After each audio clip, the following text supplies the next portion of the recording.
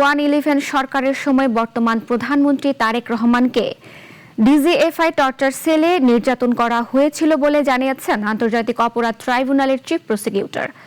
DGFI সদর দপ্তরে থাকা আয়নাঘর হিসেবে পরিচিত জয়েন্ট ইন্টারোগেশন সেন্টার জেআইসি পরিদর্শন শেষে তিনি এসব কথা জানান। Miraj Mizur report.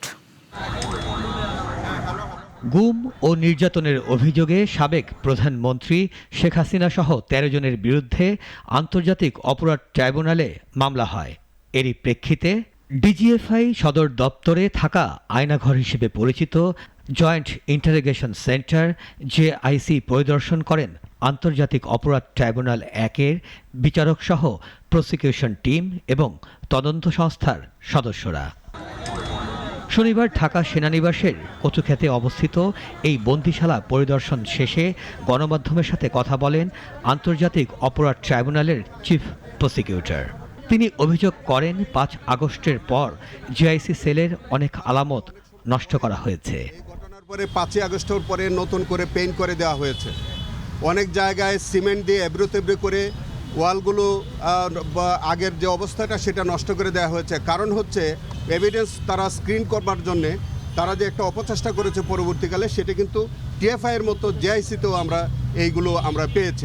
DGFI torture সেলে বর্তমান প্রধানমন্ত্রী তারেক রহমানকে নির্যাতন করা হয়েছিল বলেও জানান তিনি। ১/১১ সময় আজকের মাননীয় প্রধানমন্ত্রী আমাদের অহংকার জনাব তারেক রহমানকে আজকের যে জেআইসি সেলটি আমরা পরিদর্শন করেছি তারই কোনো একটি কামরায় তাকেও কিন্তু সেখানে আনা হয়েছে, তার উপরে নির্যাতন করা হয়েছিল। টর্চার সেলের সঙ্গে জড়িতদের বিচারের আওতায় আনার উদ্যোগ নেওয়া হয়েছে উল্লেখ করে তিনি আরও বলেন, ভবিষ্যতে যাদের সম্পৃক্ততা পাওয়া যাবে তাদেরও আইনের আওতায় আনা হবে এবং ভবিষ্যতেও যাদের সংশ্লিষ্টতা এইভাবে পাওয়া যাবে তাদেরকেও এই অমানবিক ঘটনার জন্য বিচারের সম্মুখীন করা হবে।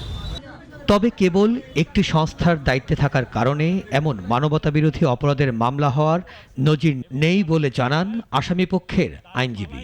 তারা ৫ আগস্টের পরে তাদের যথেষ্ট সুযোগ ছিল, তারপরেও তারা পালায়নি। ডিজিএফআই 9টি ব্যুরো আছে, তার মধ্যে একটি ব্যুরোর ডাইরেক্টর হিসেবে তারা কর্মরত ছিল। এই ডাইরেক্টর হিসেবে কর্মরত থাকার কারণে কাউকে কোনোদিনও মানবতা বিরোধী তো দূরের কথা, কোনো ক্রিমিনাল কেসই তার বিরুদ্ধে হয় না।